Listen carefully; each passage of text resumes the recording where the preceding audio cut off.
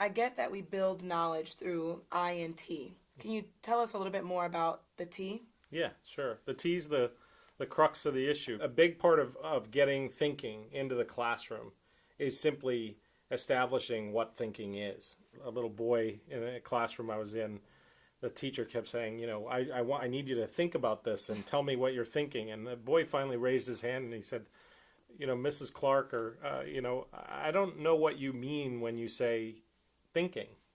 And I think that was a great moment for us, because I think that's in part what people are struggling with. We have to be clear about what does it mean to think, so that we can be more metacognitive or meta thinking, that we can have an awareness of what does it mean when we're thinking, and be able to describe what we're doing when we're thinking. And so DSRP, or Distinction, Systems, Relationships, and Perspectives, really at its core is just describing what's happening when we're thinking all the time about anything. No matter who you are, you're DSRPing when you're thinking. So DSRPing and thinking are just synonymous. It's just we're getting at a deeper level and a greater awareness of what we're doing when we say, hey, do some thinking on this.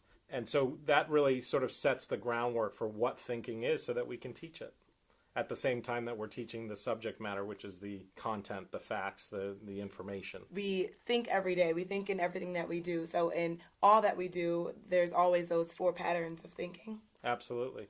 It's a little bit like, you can imagine asking kids to share emotions, but they don't have words for sadness or anger or any of the emotion words. How would they express what they're feeling without any of the words or grammar behind it? DSRP kind of gives you the words and the understanding of what's going on, so that kids can tell you what they're thinking, and describe how they're thinking, and how one way of thinking is different maybe than than another way of thinking about the same topic. Right. I had a student in a math class who was really having difficulty with doing some multiplication work, and was able to use the language and say, well, I don't understand the relationship between, repeated addition and multiplication. Bingo. And then I use the language about making a distinction between, okay, well, what is multiplication and what's not multiplication? Or let's look at addition and let's break it down and see what are the different parts of addition that help to transfer their knowledge about what they already had a good understanding of